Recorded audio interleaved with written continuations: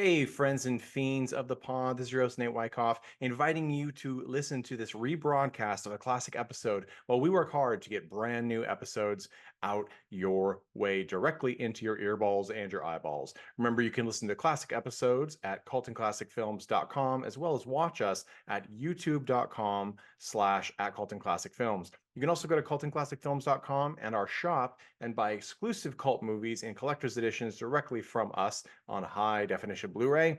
You can also join us on Patreon at patreon.com/cultandclassicfilms so you can get those exclusive cult movies delivered to you every month at a deep discount. Plus, you help us run and money goes directly to the filmmakers responsible. So you are supporting independent film. Enjoy the show.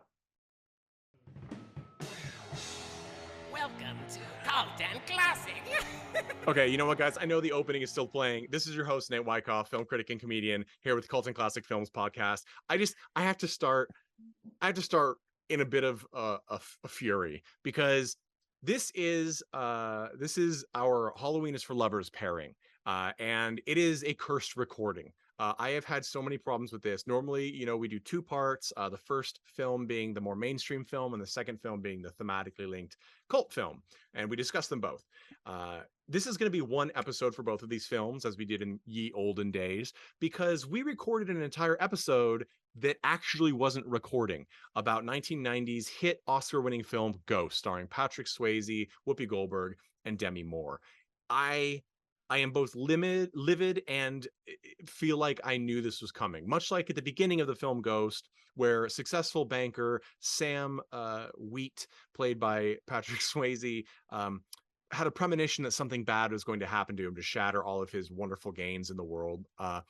I knew something was going to go wrong with this. Here's why I knew something was going to go wrong with this. And if you haven't heard of cursed films, the most famous example is probably The Exorcist.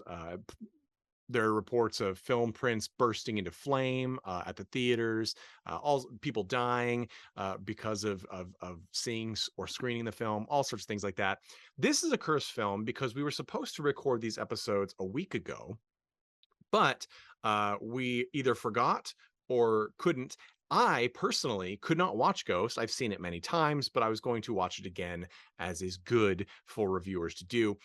And yet, 3 different files and streaming services, and I tried on 3 separate units: a PC, which is always works, a Roku television, and an Android television. All 3 would not play past the first 25 seconds of the movie. It stopped within that time range at different places every time. I must have tried a dozen times. Like, I kid you not.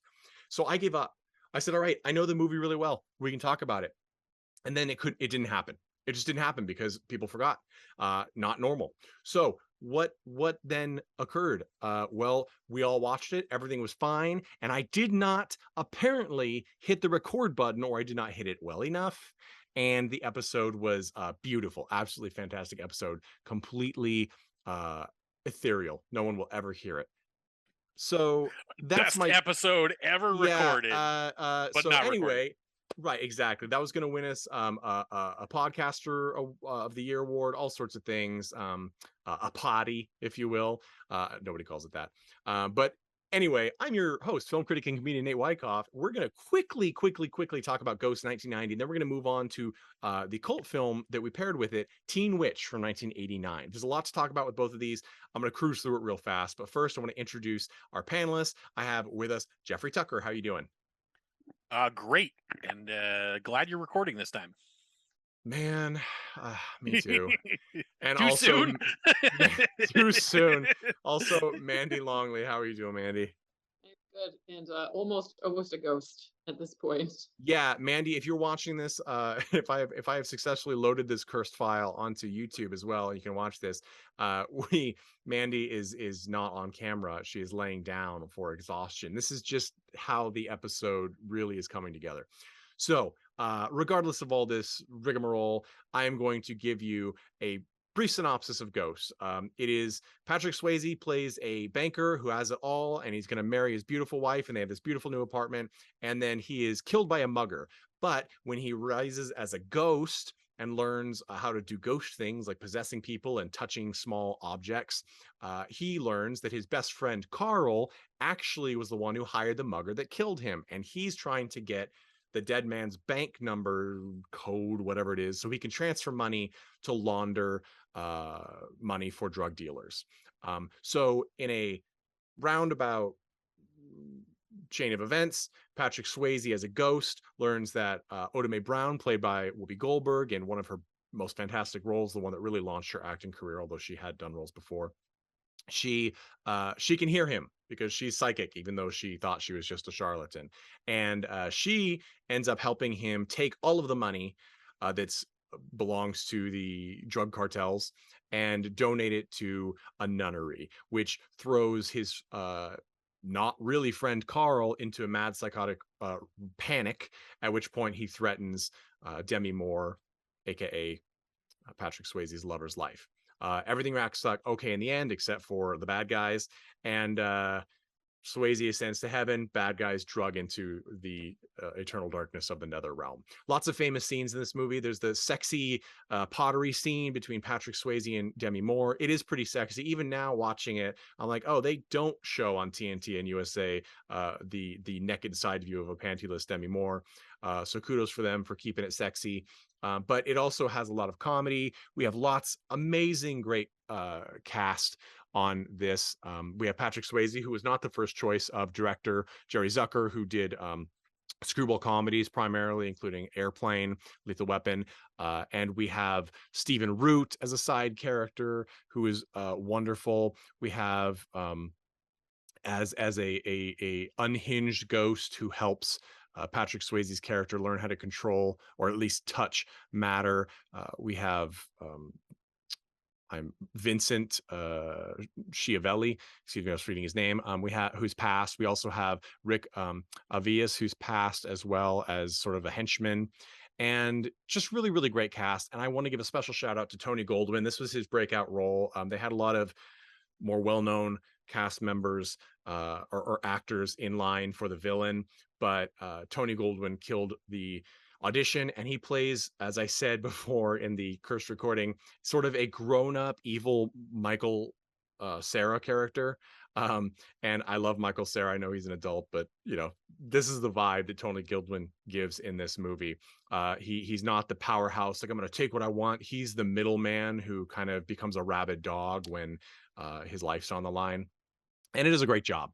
This is a fun, sexy movie. It is also is a kind of a thriller. The plot's not complicated, but I feel like it's well crafted. I found that it could have been shaved by 10 or 15 minutes. There's a little bit of back and forth between like, I don't believe that you're talking to my dead boyfriend, or then I do believe, and then I don't believe, and then we're going here and we're going there. A little bit could have been chopped, but regardless, there's a reason that this movie won Best Original Screenplay for the year it came out, an Oscar for Best Original Screenplay, and an Oscar for Best Supporting Actress to Whoopi Goldberg, as well as tons of other awards. So good film. We all give it a recommend. It is an American classic, and it's kind of one of those great movies that you can watch with a really wide variety of people. It's sexy, but it's not NC-17. It got an R rating when it originally came out. Not really warranted. It's been bumped down to PG-13 since then. So you could watch this kind of with anyone and everyone will enjoy it to a certain extent. So that's Ghost. Now, we paired it with another movie that has a con artist psychic that turns out to actually have supernatural powers, and it is a supernatural romance called Teen Witch from 1989. I am super excited to talk about this, mainly because it means that we've moved past the cursed film Ghost from 1990, which I continually have problems with. And I still love it, but I do have problems with it. So anywho, Teen Witch from 1989. This movie is really contemporary with Ghost. They're in production at the same time, and it came out, you know, mere months before Ghost, yet it severely feels like an 80s movie, whereas Ghost kind of felt a little more contemporary. It holds up better, even with the dated computers and clip of Arsenio Hall still being on TV. Ghost, I feel like, feels like it could have been a late 90s movie also. You know, we don't have the parachute pants and geometric color blocked shirts and clothes that we get in Saved by the Bell, but we do get those things in Teen Witch, and we get so many 80s and early 90s staples that I mean, it just makes my 80s kid heart melt. Rapping white people, bursting out into like choreographed songs with one piece workout bodysuits. It's a delight. And we're going to talk about this criminally underknown 80s flick. So here's the plot. It is, as you might understand by the name Teen Witch and the font in the title card, which is very similar to 1985's Michael J. Fox film Teen Wolf. This movie was made by Transworld Entertainment as to be sort of a sequel, or rather companion film to Teen Wolf. But Teen Witch was supposed to be geared towards the young teenage girl market. It is directed by Dorian Walker. Dorian Walker made a good number of films at the time, mostly as writer, but did direct Making the Grade in '84, a few years before, etc. But and has continued working on and off as a director until I think 2014. It's written by I'm blanking on the names here. I'm still thinking about Ghost. Robin Menken and Vernon Zimmerman. They wrote films together as well. They also acted. Robin was in Spinal Tap and High Anxiety, the Mel Brooks film. And Vernon Zimmerman wrote Fade to Black and The Unholy Rollers, which are, I have to say, are actually two of my favorite cult B movies. Also started writing much earlier, wrote Scarface and Aphrodite in 1963, which is an interesting film in and of itself. So there's talent behind the camera here, and there's also talent in front of it. There's a pretty interesting cast. ROBYN LIVELY, still beautiful, plays Louise Miller, the lead.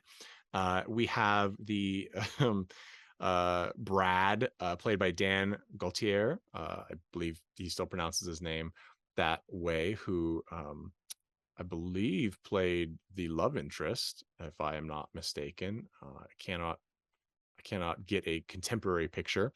But we also have Dick Sargent playing Louise's dad, a little bit older perhaps than type would really normally allow. We have two count them, two veterans of the film, which we covered much earlier in our podcast days. My Mom is a Werewolf. Those two people being the amazing and much missed Marsha Wallace, who, of course, Miss Krabappel from The Simpsons and from Bob Newhart, and another actress whose name escapes me. Tina, I believe, is her name. Tina Caspery. There you go. Who was also in My Mom is a Werewolf. So why am I mentioning that? Well, because My Mom is a Werewolf and Teen Witch kind of have some things in common. They're both goofy 80s comedies. The difference is that Teen Witch is a higher cost production, and it does have more polish. It really was clear that this was intended to be hopefully a hit. I think a lot of people really hoped for it. It did okay. Some people remember it fondly. More people have forgotten it completely. Now, the plot is actually kind of a lot like Teen Wolf, but the on her 16th birthday, our lead, ROBYN LIVELY's character, finds out from a psychic who is actually mostly just conning people that she is a witch and she has magic powers, and this psychic will help her develop them. Now, the psychic is one of the coolest parts of this movie because it's played by ZELDA RUBINSTEIN. Of course, ZELDA is the very tiny and high-pitched voice, awesome Tangina from the Poltergeist series, who, I mean, there are so many famous lines that she has delivered in her career that you could, speak whichever one you like best now. And she plays sort of the guiding force in Robin's life as she goes from mousy nobody to super popular girl because of a popularity spell. Of course, it kind of backfires when she loses her friendship with her close, dorky friend, who, by the way, she does hella dirty in this movie, and we'll talk about why, or excuse me, how. Her friend, I feel terrible forgetting the actress. Does anybody remember her friend's name? this is one of the, it's Mandy Ingber. Thank you, Mandy Ingber. She I remember seeing her last probably in The Relic, but she was also she was also in Mr. Mom, and she was in Free Enterprise as Munchkin Beth. If anybody is a Star Trek fan and hasn't seen Free Enterprise, please go check that out. It's one of the films that William Shatner refused to be in until they rewrote his character as an asshole, and then he would do it. So it's got a fun cast. I'm not really going to go into more detail on the plot. Eventually, in the end, our lead character realizes that all of the wishes she's made to control people and do different things are probably not the nicest thing, nor are they making her happy. So she has them undone. And yet she still ends up with the guy. Wow, what a shock. But the common tropey plot is zero about why this film is so great. I think a huge part of why this film is so great, aside from the fun cast, is the absolute bonkers, unbelievable hip hop done by Noah Blake. Noah Blake plays Rhett, who is the character that Robyn Lively's friend has a crush on. And he spends every scene doing the most redonkulous, like early 90s, don't understand hip hop, white guy raps. I mean, it's embarrassing. Like, it makes you cringe no matter who you are. You could not understand what hip hop is, and yet somehow it will make you cringe. And he commits. He 100% commits. They really do. I would agree with you. I think this would have just been like a kind of ho-hum, whatever, or watching something that feels like very 80s, whatever, without those bits in it. Like, those bits make it worth like watching today. Yeah. Because it just brings it to like a level of like ridiculous fun. It doesn't really come off as being self-aware exactly. But I mean, like, the dance breaks that they have like in the girls' locker room, oh my god, as well early as on, this, like, just they're just too much in a good way. It makes the movie. I agree with you. It's interesting too, because I feel like this is one of those movies that kind of was maybe a little sexier than I expected it to be in certain elements. Like, for example, that scene you're talking about, it's early in the movie. It's when we see one of the first times we see Robyn at school. And I'm using her real name, her character Louise at school, is she's in the locker room, and like all of the popular girls like are like, oh, let's do the dance that we planned, and they like, somebody hits a boombox, and it's a choreographed like jumping from like locker row to locker row bodysuit dance off, where like all of these, I mean, they're not mostly teenagers, I'm sure they're mostly in their 20s, as most of the cast is, but in these, what I found to be quite sexy, this is because I'm an 80s kid, but onesie bodysuits, and it's so insane because it's like it's going to be a musical, but it's not a musical, it's just this song, uh and I lost it every time I see it. Every time I've seen this movie many times now, and every time I see it, I forget that scene is coming, and it slaps me in the face with how insane it is, and I absolutely love it. And we get there's this, I have to say, so Robyn Lively's character, you like her, at least I did, but there's moments upon the rewatching of this movie over and over again where I realize that she kind of is a jerk to her friend, because she's quiet, she's a good student, she's meek and nerdy. Of course, it's the whole like, oh, she's such a dork, and then like, take your glasses off, shake out your hair, oh my god, she's a supermodel moment. But she's got like some cute moments with her parents who are supportive, and she has like this moment where she's going to use a love spell on Brad, her crush, who's like the super hot guy who's dating the super hot girl, who I believe is named, is it Randa, I believe. I think Lisa Fuller plays her, and Lisa Fuller, of course, has been in some big stuff, including Monster Squad from '87, Earth Girls Are Easy from '88, so she's a big '80s icon, really, baby boom. But she has her love interest in the room, and she's gonna do the spell, and then she decides she can't. And but the thing about the scene that's hilarious is that in order to get him onto her bed, which is by the way quite forward. I mean, she may be mousy, but she's also thirsty. She has removed all of the chairs from her room, so there's nowhere else to sit. At which point he's there to study, and so he keeps asking her, like, should I go get some chairs? And she's like, no. And he's like, all the chairs are being reupholstered. And then finally, her little brother, who is a whole conversation in of himself, played by Joshua John Miller, comes in and is like, what happened to all your chairs? And she's like, ugh. She's like, fine. She's like, fine. And she walks to her closet, opens it up, and starts taking out the chairs, and then looks at her love interest and says, don't ask, which is cute. Like, I liked her character in those moments. I'm going to give you why she's a jerk, because she tries to help her friend out at one point by having her friend do a rap battle. She gives her the power to rap battle, which apparently is a natural thing that witches are able to do without any sort of pre-work. She makes her friend rap battle with the character Rhett, and sort of like then give the smirk, and they ride off on their bikes, which is equally embarrassing to the rest of the hip hop scenes in this movie. And I use hip hop under duress.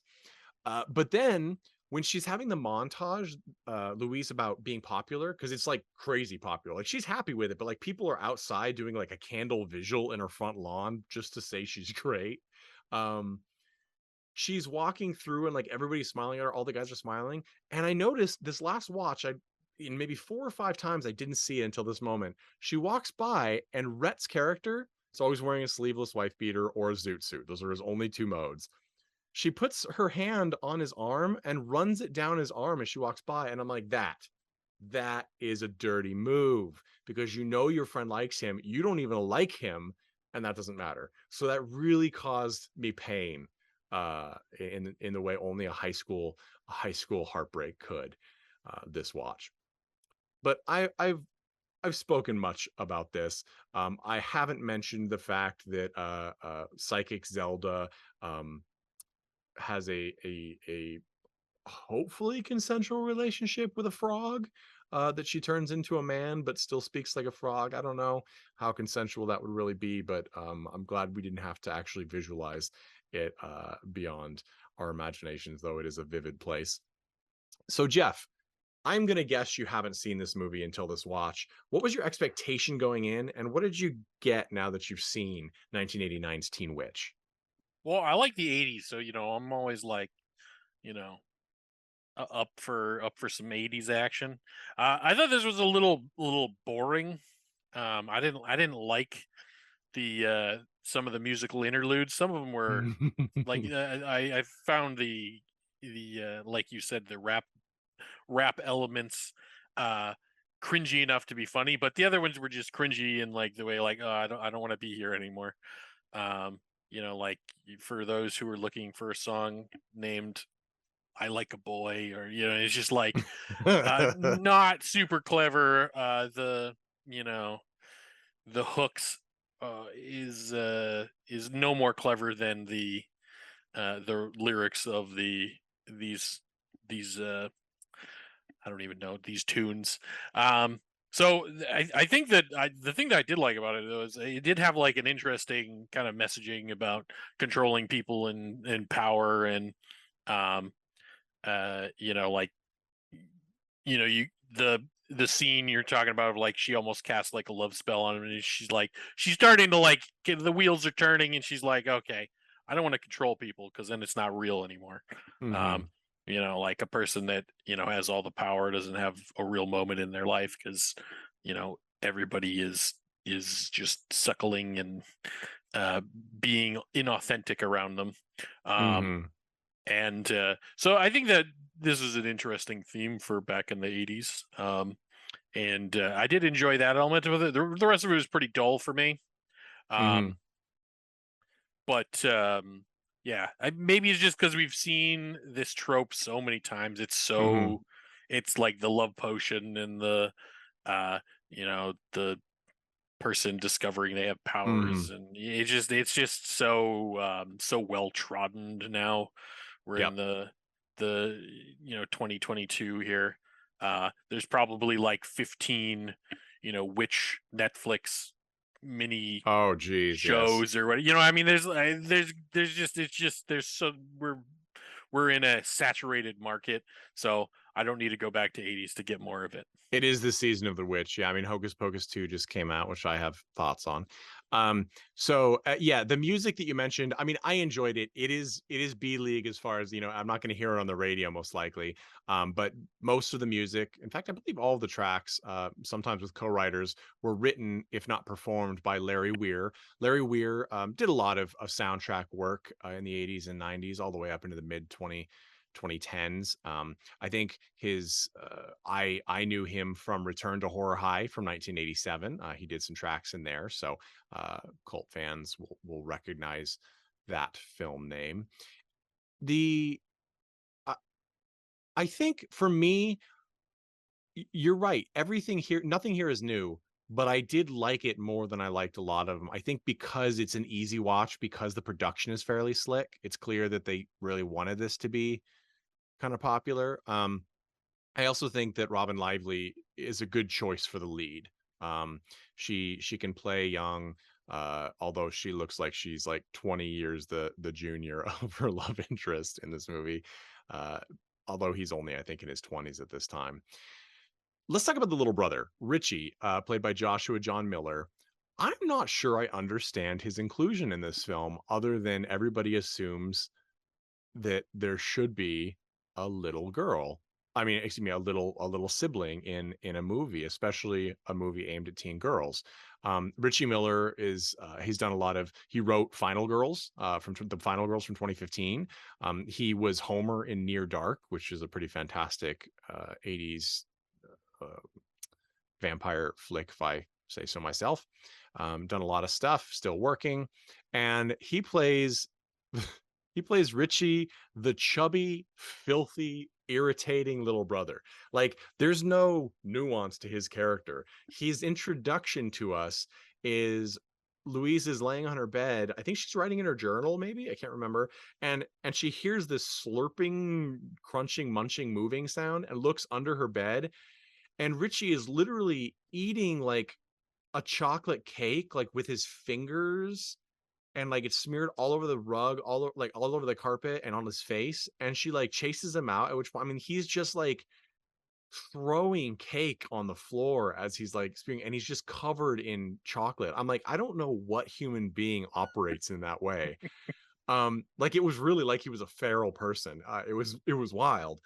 And at one point he's turned into a dog as sort of a punishment by her, and she has to change him back before the parents see. I mean, he does a good job in the role, but like, it was just such a weird role because it was like he was supposed to be there because of the trope, but not really. They didn't know what to do with him. And then at the end, like, she's made him a perfect servant. Like, she makes him like the perfect kid. It's just, she's gone balls to the wall with like just destroying personalities right and left by the end of this movie. Which of course she removes everything, all the curses or charms, whatever you want to call them. Mandy, I know you said you had a vague recollection of this film as you watched it, as though you might have seen it, but what was your expectation going into Teen Witch, and what do you feel now that you have watched it? Yeah, I think. I mean, it just felt very 80s, like it could have been any movie. I had fun watching this. I think it's completely unmemorable, like after the fact. Like, you mentioned being surprised by certain scenes, like on a rewatch. I think I'd be surprised by like the whole thing on a rewatch. Yeah. It's just, it was like, it almost felt like a really long episode of Saved by the Bell, like, kind of, because it was Yeah. so tropey and like unoriginal. I get a real kick out of the little brother, that he was hilarious. Actually looked up the actor who played him. Like, I was like, wow, like, who is this person? Like, this is Yeah. insane. And he's Like, been what? in a lot. Like, he's kind of Like, recognizable. like him cooking dinner, like, you didn't mention that, like, before she turns him into the dog, like, he's just in the kitchen, like, and every surface is like covered with tomato sauce, and like, it's just ridiculous. I kind of like that they went there with it, like, like, we don't know what to do, so like, let's just make it the most ridiculous we can. Yeah. Think is what they were doing. I don't know. Um, like just I have as being a former teenage girl.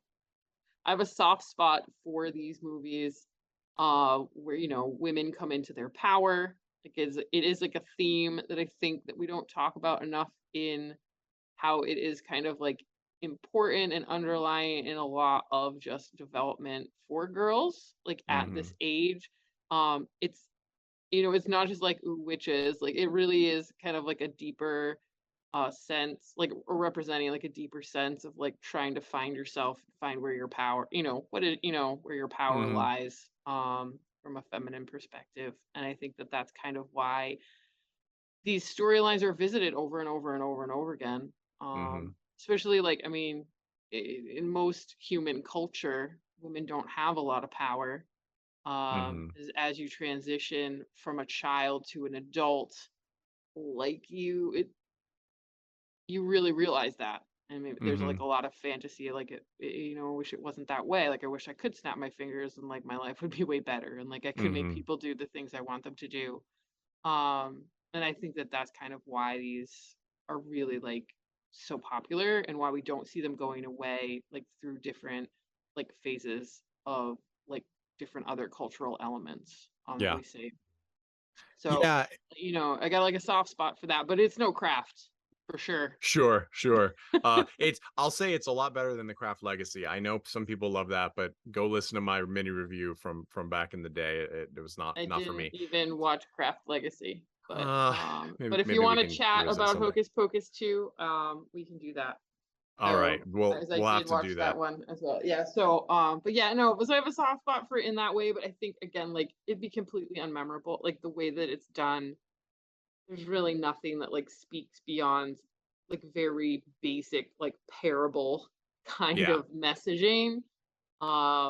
The opening scene made me very uncomfortable, like Oh, where she's like right. all dressed up like a hooker or It's like something, she's and like dreaming about her beau, but we don't know that yet. yeah, She's in like this Red Shoe Diaries, like red yeah. slip, and like on top of a rooftop. It's like from the 80s Mhm. dance movie It Rooftops. Like and very and and the wind is blowing and like the sexy sax music, and she's like ducking around the corner as like she's uh-huh. being like pursued by the sexy hunk and like a tight, it's very footloose by way of Showtime After Dark. And I Um from a like a filming perspective, filmography, whatever, I don't know what you'd I should know these things. We're on like a film podcast. I a should know filmic, like I don't know. I was like, I don't know. From a filming perspective, like just they tried to do some stuff with the shadows of Mhm. the two people interacting, and I feel like they missed a little bit. Like there Yeah. was some cool stuff going on, but it wasn't quite fully realized, and that was kind of like I don't know. I was just like, okay, so don't exactly like this could have been cool, but it's just kind of not. Uh, Mhm. like they kind of half made it there, but yeah, also just like she wakes up and you're like, oh, she's like not an adult. Yeah. Yeah. And I mean, she, at the at the time of this movie's release, she was she was only 17. So she actually is like I think I want to say like over a decade younger than her love interest actor in this movie. So she's one of the few people that looks the appropriate age. Her and her friend Mandy Ingber both look the age of the characters they're supposed to be playing. So when they're put opposite people that are much older, it does show. Um, I I want to just before I forget to, because I will do that. Karen Kay plays her mother, opposite Dick Sargent as the father. Karen Kay, listeners may not recognize her name. She's done a lot of acting. And this is what is most interesting is that she was in Pumpkinhead 2, if anybody has watched that, but she also was in what many consider to be the last directorial feature from famed uh 50s and 60s science fiction and horror director Burt I. Gordon, director and producer. He did make a film, A Secrets of a Psychopath, in 2015, but his main run ended in 1989 with Satan's Princess, also out the same year um, as the the film Teen Wolf, Teen Witch, not Teen Wolf, Teen Witch that we're talking about. Bert Gordon, of course, did Attack of the Puppet People, The Amazing Colossal Man, lots of Mystery Science Theater films, King Dinosaur, The Magic Sword, but he also did Village of the Village of the Giants in 1965, which is a pretty great 50s like melding of sci-fi and beach romp, and sort of teens gone wild. So check those out if you're interested in that, because Karen Kay is a staple of the cult industry during that era. I want to say there's an interesting play when we think of a movie as being forgettable. Often we think it's not good, and that is often true. If it's really bad, we'll remember it, or if it's really good, we'll remember it. But if it's forgettable, what's the point, right? But the reality is every time I watch this movie, even though I know all of the beats, as has been mentioned, the forgettable like nature of it actually somehow helps it for me, because I actually can watch it and sincerely be entertained every single time.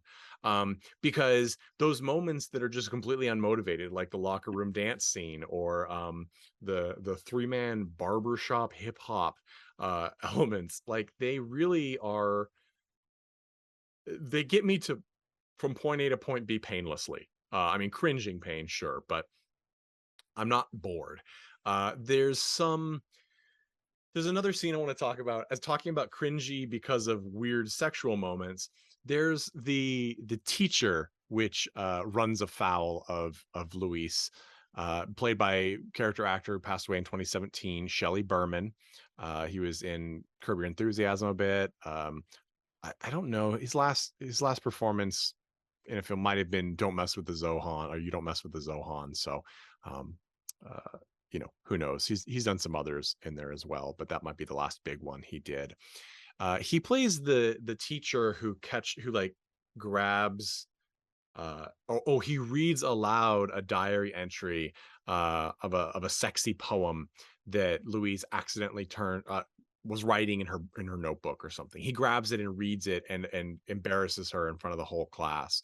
And so, which is pretty shitty. And also I think could get you fired today. I think that would be a big issue, to read a sort of erotic poem that a student has written about another student in the class.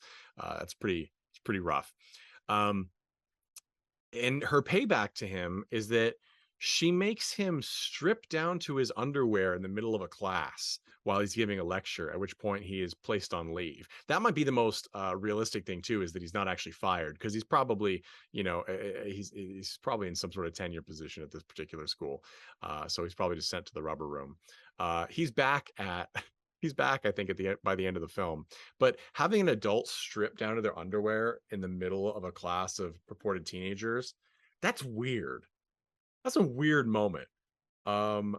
It was especially really uncomfortable. It was. And not only does he strip naked, but then like he goes home after he's sent away, and like he walks through a car wash. Yeah, that was funny. It was funny. And I was just like, funny. I was just like, this is a weird because the moment. Mother put the voodoo doll like in the washing machine. Yeah. Which also didn't make any sense. No, like, no. She spent so much time on this, and now it's all messed up. Throw it in the wash. I'm like, what is happening? She took the pins out first. I guess there weren't any pins in it, but yeah, no, it was real weird. It was a real weird moment. I'm not against it, because it's such a weird moment that it's something that I thought about for a long time thereafter. There's also, and this was to go along with sort of the uncomfortable sexiness of the opening dream sequence, which is just sexy in like its presentation, because there's no nudity or anything like that. It feels like it's supposed to be a sexual moment. Like I said, Red Shoe Diary, Showtime After Dark vibe. We get like she hasn't done the love spell, but she did do a popularity spell, and so she's still like getting the attention from this guy whose girlfriend still exists. And she goes with him to an abandoned house in like a music montage, and then they lay down, and like the dialogue later kind of puts it down like they were just making out, but they clearly had sex in an abandoned building. Like that's very clear, to me anyway. And I was like, I don't know what else you do in an abandoned building. And laying down on the ground in an abandoned building. So like I'm like, that was pretty extreme. I don't know, most of these movies tend to stop before the having sex with the charmed person. But not this one. And I thought that was interesting that they decided to go there. It's like they played with like how old they wanted this movie to be targeted for, and couldn't decide if it was really going to be like the tweens and early teens, or if it was going to be like late teens. So I'm not sure, but that surprised me. And then at the end, she gets together with the boy after all of the charms have been removed, and still his girlfriend, who as far as we know's only crime has been 80s hot, like that's her only crime, is just being hot and popular in the 80s. He just like completely just blows her off and ignores her. We don't know what's happening, and that's got to be awkward because she lives directly across the street from Louise, like directly across the street. Like they open their doors and they're looking eye to eye. So that's got to be a real weird, uncomfortable morning commute every day. So anyway, but this is an interesting movie. We'll move to our recommendations here and wrap this up because, as I said, this has been a cursed episode and things are going good right now. Don't want anything to go wrong. So thank you for listening so far to our Halloween is for Lovers. Do I recommend Teen Witch 1989? If you like 80s vibe movies, hell yes. This is actually probably perfect for a get together with a bunch of your friends, having dinner or a beer party or whatever, beer and pizza, and having an 80s themed night. I think this would be good because there's wacky moments, super embarrassing white rapping that no one would claim as legitimate music. Goofy dance montages, goofy 80s like romantic longings. Characters are blinked into oblivion or ignored and never appear again. That's something as well. And you get a little brother who's constantly covered with what looks like feces. Anyway, it's chocolate, guys. But I recommend that. If you're not into that, if you don't like 80s movies, if you don't like tropey movies, then you're not going to enjoy this most likely. But if you're a fan of Teen Wolf, I do recommend watching this, not because they're particularly similar, but because it's really cool to see what was intended as a partner film aimed at girls. So and I actually, this is blasphemy, I actually kind of enjoy this one more than Teen Wolf. I've seen them both. I mean, Teen Wolf has its merits. I love Michael J. Fox, but this one, it does all of the really dumb things that we did in the 80s movies. It does them over and over again pretty well. So I recommend it.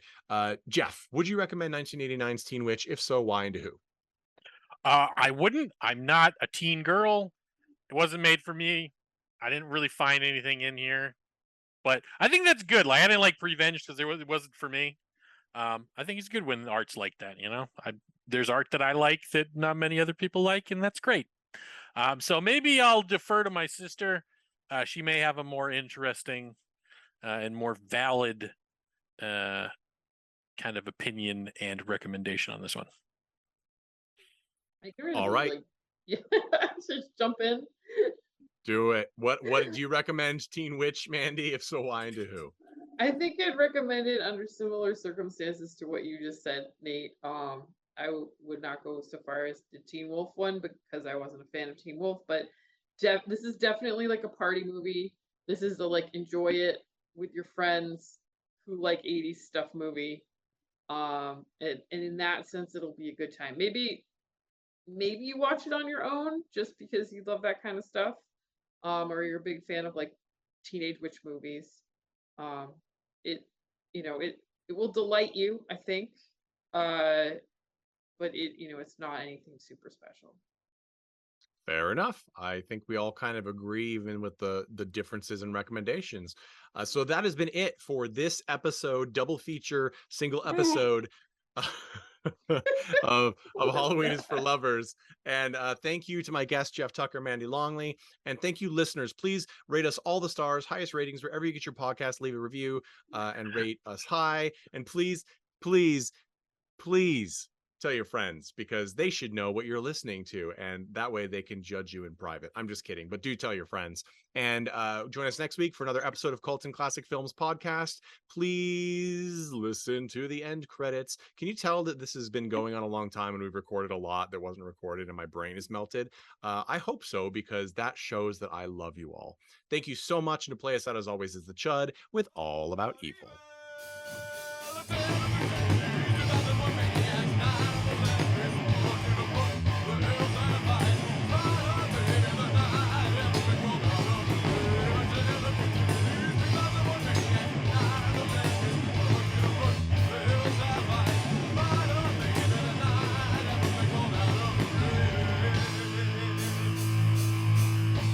Hey everyone, thanks for listening to Cult and Classic Podcast. This podcast is important to me, but what's more important are the rights, privileges, and freedom from violence of everyone in this country and in this world. And that means supporting Black Lives Matter. If you'd like to make a donation, please go ahead and visit cultandclassicpodcast.com, where we have a list of places you can donate and help out. And please stay safe.